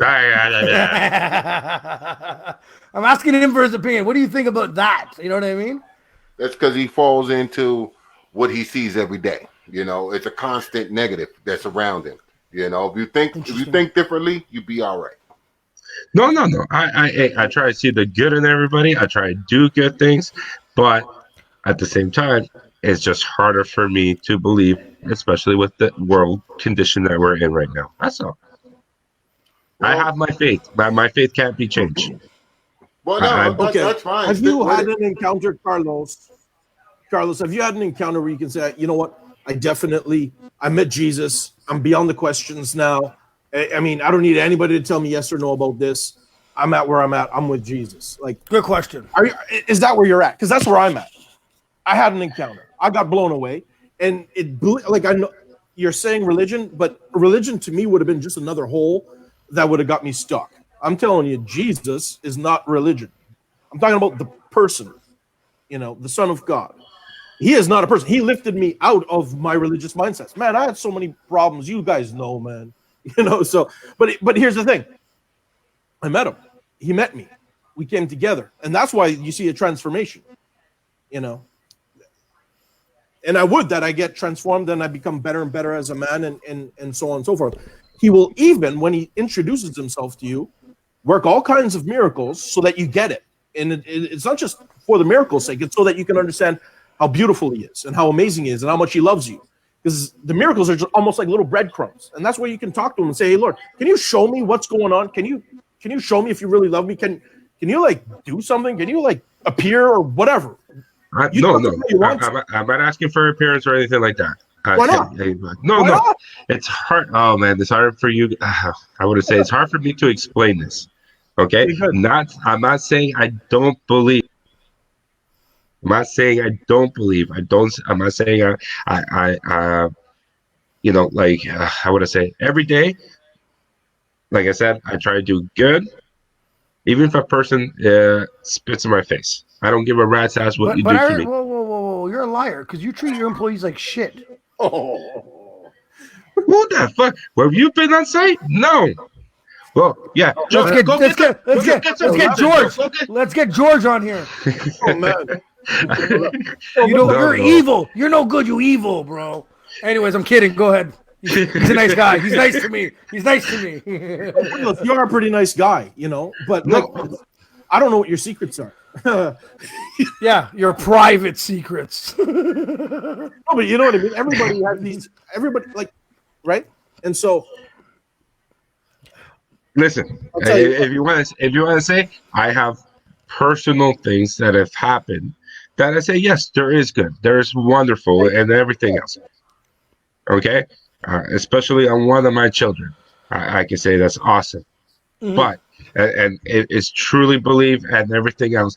But I'm just saying it's hard to. I don't know. It's just hard with these time of days. I still personally believe, but I just want to see more of the good being shown than the bad. Do you understand? I get you. That's where you're at, right? Man. I stopped watching the news back in 2009 when I heard on global TV that some woman had a 2-year-old and a 6-month-old put in the blue bin, thrown underneath her stairs, and let the kids to die. I don't like hearing that shit. Yeah. You know what I mean? But that is being broadcast, the second story on the 6 o'clock news. So now, do you blame the media or do you blame the people that's what they want to hear? Technically, technically, it's the media. Because technically, if you told me you went and donated all your money every day, all day, every day on the news, I'd probably say, oh, that's not exciting. Who cares? You know what I mean? That's just the way that we're entertained by this nonsense. Oh, yeah, here, I'll give you a news. For that. Yeah. I'll give you something good. A friend of ours that owns a bar that you DJ'd on New Year's Eve. Okay, yeah, that's great. He's doing a fun what is it? Food gathering and stuff like that. I mean, a food gathering. Yeah. I'm kidding. It's still good. I see. I'm like, shit, that is good. No, they're doing real good over there. You're wearing masks. You're doing this. You're helping out people that can't be helped. That's awesome. Great. Thank you. You know, it's things like that. But I'd rather see more of that. So where do you put your faith in? Other human beings being nice people? I'm putting my faith in me, in my hands. You know what I mean? Okay. Like, I believe there's good. So, I just harder to see that. I don't expect to be able to like. I don't want to turn this into a thing where like I'm trying to convince you of anything. I'm really not. You know, all I'm saying you've never been like that, bro. I get that. You've never been like that. So all I'm saying is, what happened to me is that I had an encounter with Jesus Christ. I had an encounter with the Holy Ghost, and that changed me. And I've been pursuing more and more of that for I don't know since 2002. And my life keeps getting better and better. And I know what you're talking about. And I'm just saying, it's not necessarily like you have to agree to what I'm saying without any evidence. You can talk to him on yourself when no one is looking. Go in your closet and just whisper to him, like, hey, can you come to me and show me what's up if you're real, if you're out there. If you're not, like, you know, do whatever you want to do, you know? You don't want him in your closet. Look at speaking to I should draw little horns on you over there. They're right here. I got a visitor at the door, so yeah, I'm going on mute. Shoo, let's get into Bam. Pizza. Oh, it's pizza. Fuck, let's go over to his house. He doesn't live that far. Bam. What up? Did Alex, aka DJ One Up, hook you up with a guy for some beats? Did he got you in contact with the guy? Yes. Did you guys talk at all? A little bit, but we didn't keep in contact too much yet. I haven't got back to him. Nice guy. I met him before. Okay. Yeah. If you have a chance, do it. Adam, trying to get Bam back into some music. You know what I mean? Man, I remember we were talking about the studio earlier when I went there. Man, I was listening to you before I met you, and I was like, man, this guy's pretty good. I liked it. I liked it. Well, thank you. Thank you. I appreciate it. He would show up with this for an hour. Stuff, every decade. So spit one verse. So how you feel about the new music, the new rap? Me? If you ever, No, I don't know. You know what? I don't even bother with it. I really like. I try sometimes. It's like, okay, the beats come together pretty good. Like, I guess it could be catchy, but at the end of the day, like, what can I tell you, man? It's just not my thing. Okay. I don't mind. Like, you know what I was thinking of doing is getting some, like, I don't even know if this is possible, like obtaining some like hip hop type of beats and then just doing like a spoken word over it. I'm not a rapper. I'm not gonna pretend to be, but like, it's doable. You'll reach the people that's going to feel the music and feel what you're saying. So yeah, like you know, I understand where you at and your resolve with Jesus. You know what I mean? I understand where Carlos is coming from. Yeah, his resolve. You know, like me, I believe, but you know what? Nobody's going to change that belief that I believe in something, a higher power. You got what I mean? So I'm good. You know, he watches the Space Channel too much. That's why. Oh, you're one of those ancient aliens. You into that? You know, the reason why it took him so long to get on the site, he had to take off his Jedi outfit. Are you a Star Wars or a Star Trek? Both. You're a Star Trek. No, you're both. not. No. I watch them both. I like them both. Yeah, but the spoken word with the beats, that's a great idea, dude. There's nothing wrong with trying. Everything you do and put a twist on it might reach a different audience. Yeah, I'm just thinking about doing it, putting it up on YouTube, no expectations, whatever happens.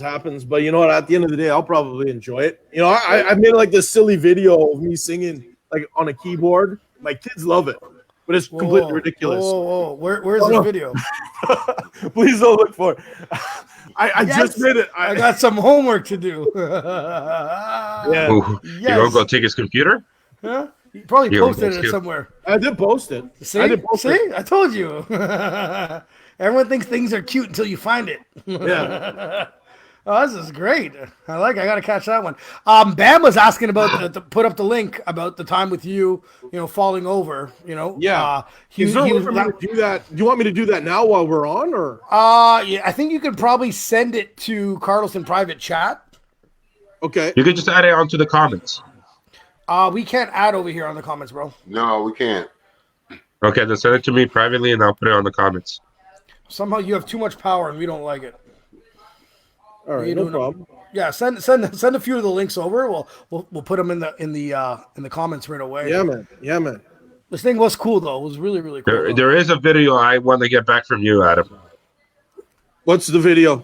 Well, it's a video that you sent me like back in 2010, but the internet provider I was with, I no longer have access to that email, so I was never able to.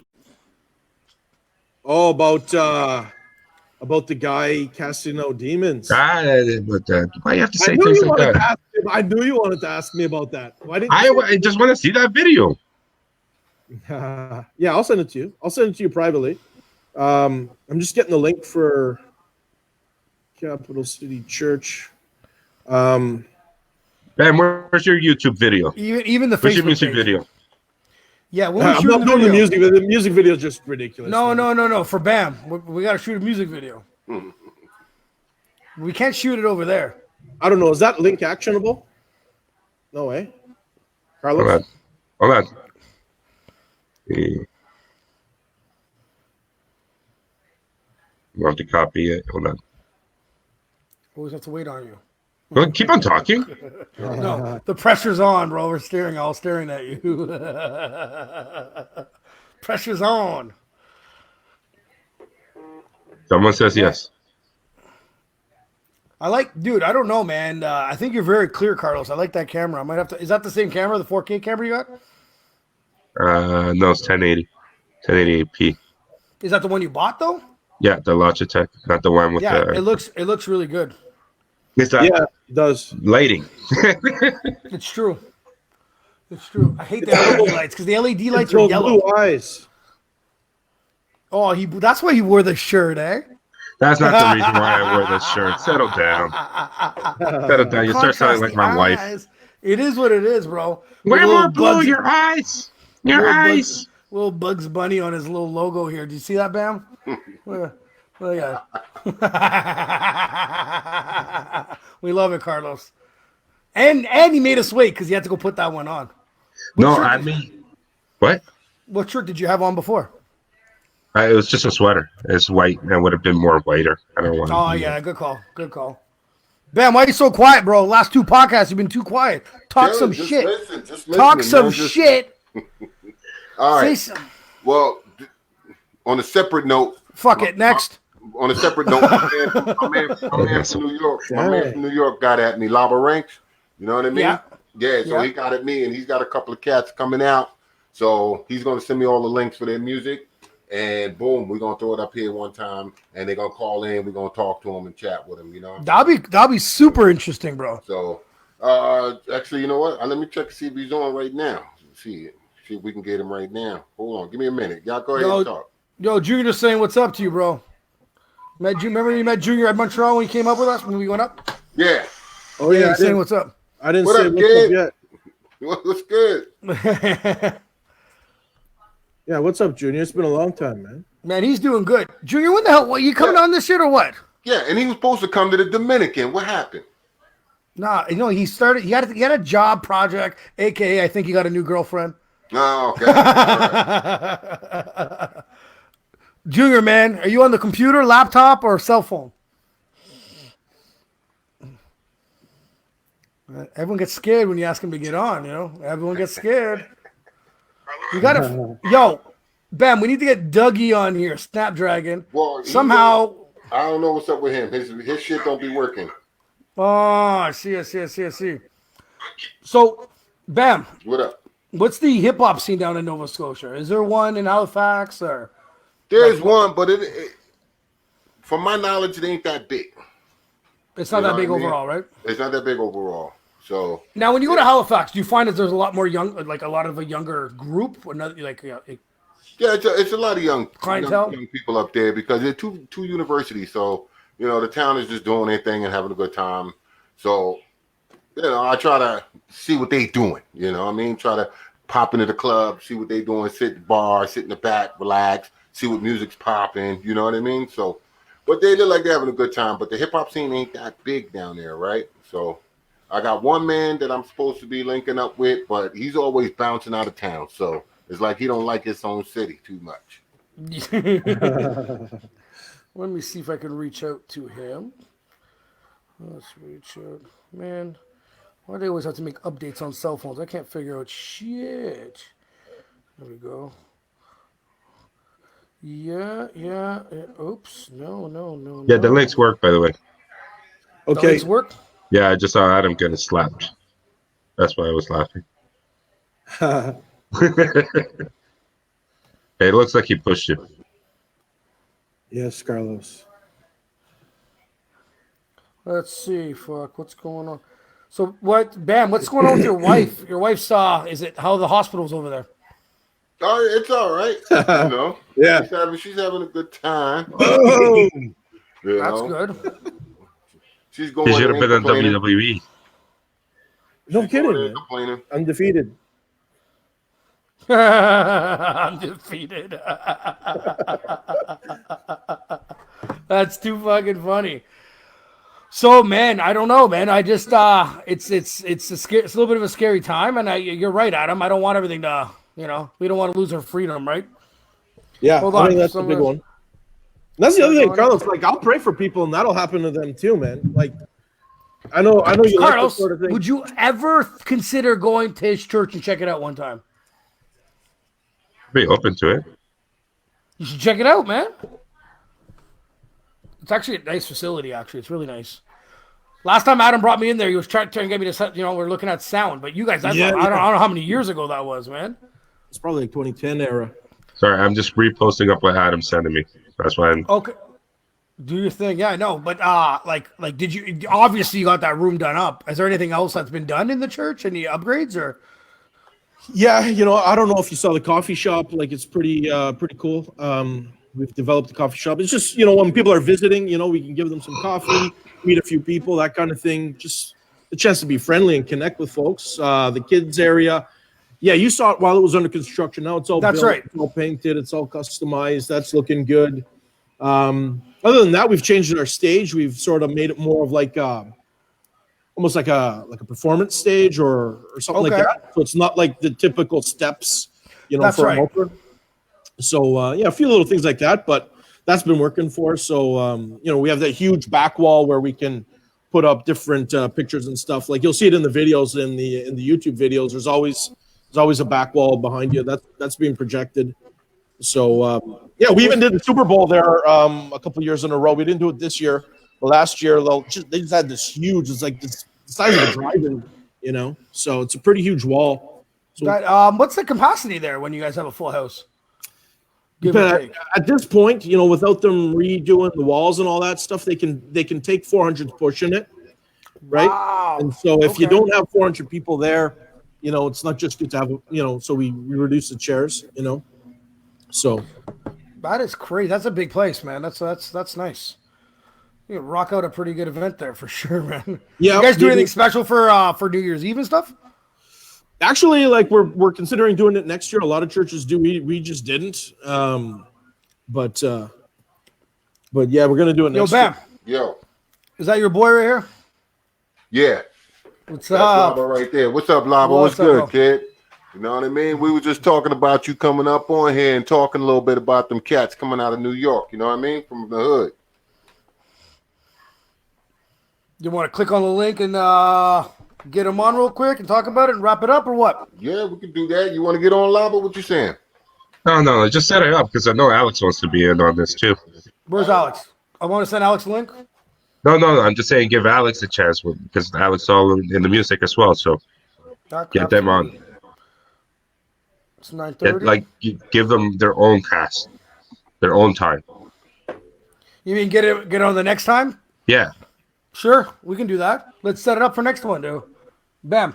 Yeah, that works. I'll hit him up right now. Yeah, hit him up next now. Tell him what time is good, and we'll do it up next time. We'll get us to your boy and Alex. Alex is all about music. We'll do it up. Make another one. Sounds good?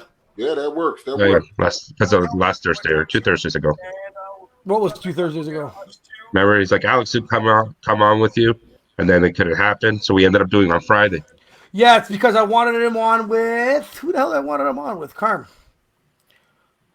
Oh, Alex, you're doing beats now too. Okay. Well, Alex knows like a dude that makes beats. Because being in the music business, right? So you.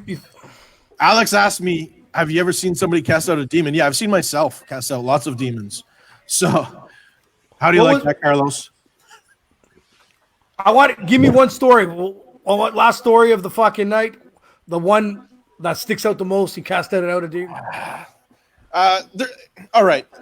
I was abroad. This is a recent one, so I don't want to tell you something that happened 10 years ago or whatever. This happens kind of like frequently, but it's not always dramatic, right? It's not always like in the movies. Sometimes a person just feels like a pressure buildup, then a release, and they're good. They feel better, right? But in this case, I was praying for a woman. We were like shaking hands, and I was praying for her, and all of a sudden, she starts to, writhe like a snake and then hiss, and I'm like, I think I dated her. I realized it didn't take a brain surgeon to figure out this is not the Holy Ghost, right? And so it got pretty funny, like she not funny, but like weird funny. She writhing, man, and hissing, and her eyes rolled back in her head and stuff like that. And anyway, it took a couple of minutes, but she got free from it, And that's the thing. She got free, and so thank God she doesn't have to live with that thing no more. So well, maybe you could ride with me. A lot of people will find out, man. They're you got to ride with me. There's a few people I need you to go talk to and like smack around and take that evilness out of them, dude. Yeah, and that's the thing. Like, something like this about spiritual things and stuff like that. It's not on a lot of people's grid. That's why you guys having me on. Like, I live like this. I think about it. I train about it. I learn about it. Right. So it's part of my day-to-day life. Right. Okay. And so it might not be on everybody's grid because it's part of the movies or whatever. But I'll tell you, like, You're just doing your job as a preacher and you're praying for somebody and they start doing the chicken. Well, you better step up or step off. You know what I mean? It's either what it is, it's either what it says in the Bible it is, or what. Yeah, but quick question on the scenario is are these people, do they want the spirit out, or could you just, obviously they're there for you to be healed, right? Like, is that why they're there? Like, do they feel it? Yeah, sometimes people don't even know that they have it, right? And then what happens is the presence of God can get more and more constant. Good comment, Roger. That's a good one. But as the presence of God starts to, like, you can agitate something that's been hiding there, and then all of a sudden, they start writhing or doing the chicken or some other kind of manifestation, and sometimes it's not even dramatic, right? And so, right, and here's the thing: in the name of Jesus, it casts out and it leaves. And so okay, the spiritual realm is a real thing, but also Jesus is supreme in that realm. That is crazy, bro. That is crazy. Now, the first time you ever did it, didn't scare the shit out of you? No, because I needed freedom first. So, I studied it. I got freedom too. I messed around in the occult quite a bit before I became a Christian, and I got freedom, and so I was ready to roll. Man, I was at Carleton University, and I met a guy who was having a real lot of problems in his life, and I met him at the cafeteria. Was at the coffee shop. I was like, I think we need to pray. I went outside, and the same thing. As soon as I put my hand on him, he went stiff as a board and fell down nose first into the grass. But he grabbed my arm first. Where'd you put your hand? On his shoulder. Okay, He grabbed my shoulder. The guy was very skinny. I don't know who's the skinniest guy we know. So I went to Bam's bar, and one time I got stiff like a board. Where is he touching me? Not that kind of boy. Oh, not that kind of boy. The fuck off me! The guy, I gotta go. I put my hand on his shoulder. The guy grabbed me. I'm telling you, I've been in a, you know me, man. I've been in a lot of fights. I've had handcuffs on me. I have all that kind of stuff. Man, this guy, for weeks, my bone was sore. That's how hard he grasped me. Wow. But I prayed for him. He went down nose first, and I kept praying for him, and then he got some relief. He got up, and he was like, oh, let's go. Wow. So, yeah, he needed a couple, we need to minister to him a few times, but then he's good to go after that. Man. You ever keep in contact? Yeah, man. He's on my Instagram. He's on my Facebook. I'm not going to put his name out there because of the story. No, that's fine. But that's fine. The guy got freedom. I'll figure it out. You'd be surprised, and it's, I don't want to make it like some obscure thing, but the thing is, when you train for something and you know how to do something, opportunities present themselves. True enough. And so I end up with a lot of opportunities. And you don't have Adam, or whatever to do it. Adam, let's plug in some stuff. So we did it earlier. Let's do it again, man. So your church, where could what's the Facebook page? Is there a website?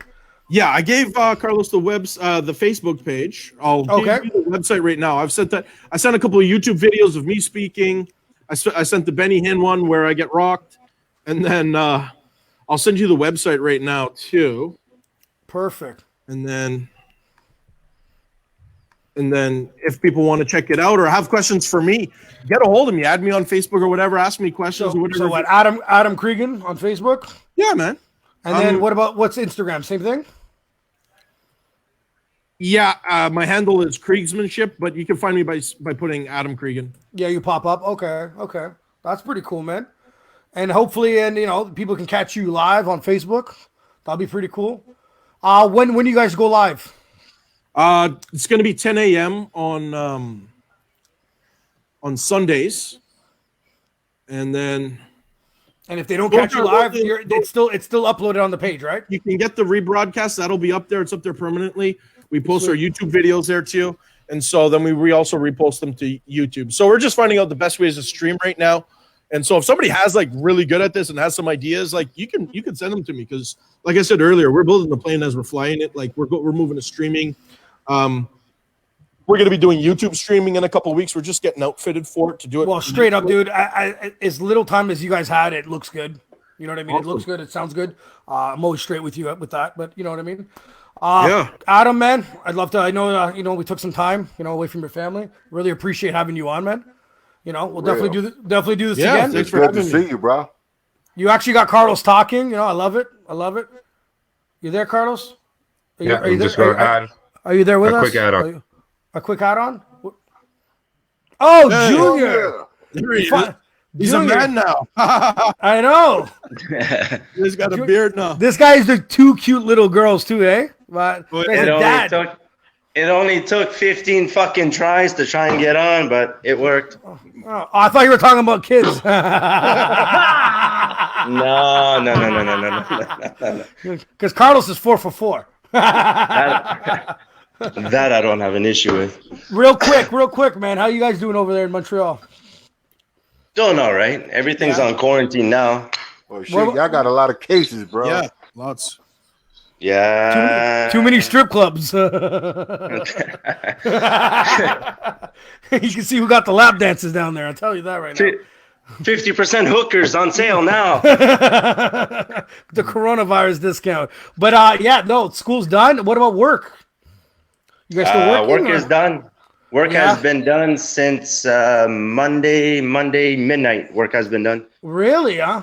Yeah, I'm still working. I'm still lucky, so I'm still doing deliveries.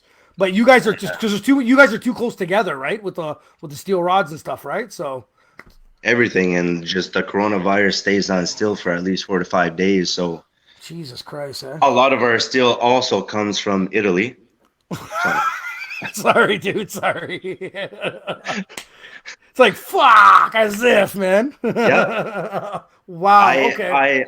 I personally didn't even go into work the Thursday, Friday, Monday. They were supposed to take necessary precautions to make sure that everything was sanitary and whatnot, and they did nothing. And I was just like, listen, man, even if we're not supposed to get as much as like the older people. I was just like, fuck you, man. I got kids at home, man, and that's my priority. So fuck exactly you, man. I'm gonna go home and I'm gonna stay home with my kids, and that's all there is to it.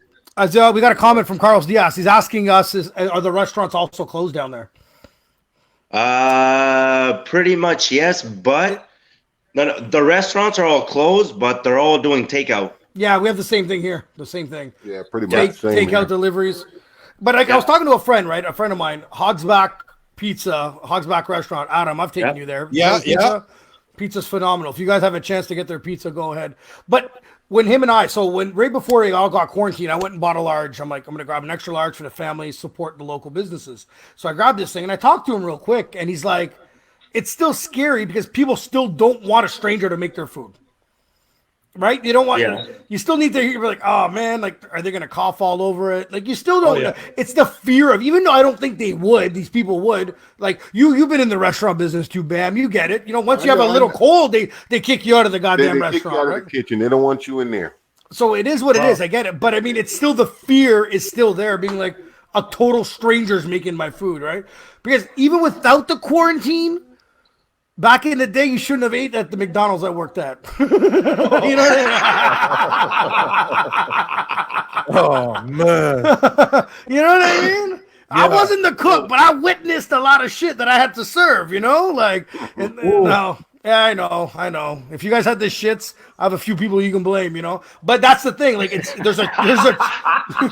there's a trust there with your food, right? And this is another part of it. Do you support local businesses? I say yes, but at the end of the day, the fear is struck right in our soul of, oh, did they cough on it? Did they breathe on it? You know what I mean? But not just that. But it's not just that. It's that they're keeping all takeouts open, so you can still go to McDonald's drive-through, Tim Hortons drive-through, A&W drive-through, and whatnot. Yeah. And everybody handles money. Everybody touches the money. Yes. And they try and say, well, try not to use your money, use your debit card, but at the same time, you use the debit machine. And I've gone to Tim Hortons myself, and nobody's using gloves, nobody's using nothing, and it's just like, what the fuck? Like, see, what's killing me is it's the dude that wears the gloves but never changes them. Yeah. It's useless. Yep. So it's your hands anyways, dummy. Like, Did you? It's like, do you notice the Subway guy every time he makes a sub, he throws out the pair of gloves? Well, technically, you should be doing the same when you're dealing with money, dummy. Exactly. You know what I mean? Yeah. Your gloves now. Your gloves become your skin. You use one of these on your gloves, you're sick. or you're handing out sick shit to me. Like, I'm seeing these guys, I'm like, you're a dumb. Like, I don't know. They're starting to put the glass across the tellers and stuff like that at the supermarkets. Oh, they're doing that down here too. It's legit, man. I think that's legit. Yeah, they start doing that here. Yeah, that's legit. Put the glass up. That's for both of us, no big deal. I think they should have always done this for the fucking bus drivers to begin with all the weirdos. You know what I mean? I think they should be covered. But it is what it is. But it's weird times, man. Like, we've all been on this planet for a little bit, and what the fuck's going on, man? You know what I mean? Like, no, it is. Yes. And how are you entertaining your little ones, man? It's got to be tougher than ever now. It is, but now, like, I just had my girls 3 days, and today was the first day that I don't have my girls, and I won't have them for the next 5 days. Now you're bored to entertain myself more with my girls than I have now. It's been 6 hours that I haven't had my girls, and I'm losing my fucking mind. I could imagine, dude. So you get on here with us crazy motherfuckers, huh? Yeah. I just find there's always a dumbass that goes, oh man, go watch porn, go watch some porno. It's like, great. What am I gonna do for the other 23 hours and 57 minutes? Exactly. I've been keeping busy, creative mind. I've been doing a bunch of shit for my girls. Been going outside, going for walks. It's been nice out. That's good. Been going for walks. My oldest is in school, so since school is done, but I've been trying to keep up the school mentality. I've been doing work with her. Yeah. I'm trying to do the best that I can. I'm no fucking teacher, man. I have my own problems. I hate school. I can't fucking deal with it. But you put in that effort. But I'm doing the best I can. So, dude, the effort is better than none, bro. The effort's better than none. You're putting in the effort, man. It is. I done a bunch of little stuff that I didn't. Like the stuff that you lay around. You're like, I'll do it tomorrow. I've been getting all that shit done now. Bro, I did everything. I shit you not. I was like, I'm gonna let my girls do what they gotta do for the next 3 days. Whatever. I'm gonna have 5 days off to do everything. I've done it all in 4 hours. I got nothing left to do. That's true. It is an interesting times, bro. Interesting times. All right, Carlos is back. But Junior, man, I'm happy you got to get on last minute, but we'll get you on again for sure if you're down. It's as simple as that. Press the fucking button, man. Just press the button. I did, and it didn't fucking work. Press the button. I make it easy for you. Press the button, man. That's like I did press the fucking button 15 times, and it didn't fucking work. Let me wrap it up with a good, funny story, all right? Let me wrap it up with a good story. So I called yesterday to disconnect my Sirius radio because I have 100 and some channels that only talks about the coronavirus, right? So I'm sick of it. Every channel, sports channel, coronavirus, music channel, coronavirus, wash your hands. Fuck off. I get it. Okay, cool. So I called the dude. I'm on hold about 10 to 15 minutes. 6 times they hang up on me. 6 fucking times. Yeah, I finally get through on the 7th time for 40-minute wait. Guy picks up the phone and I'm like, right away, I'm like, cancel my services. He's like, excuse me? Cancel my services. And he's like, what's the reasoning? I said, I have 100 channels of coronavirus. I don't want it, and there's no more sports, nothing to talk about. Cancel it. Then the asshole's like, well, we have a 6-month promotion. I was like, cancel the fucking shit. What do you want? 6 more months of nothing, right? He's like, well, why do you got to talk to me this way? He's like, I'm trying to help you. I go, help me? I said, cancel. Press the fucking button. Press the fucking button. You know what I mean? Junior, it's simple. What's up, Junior? So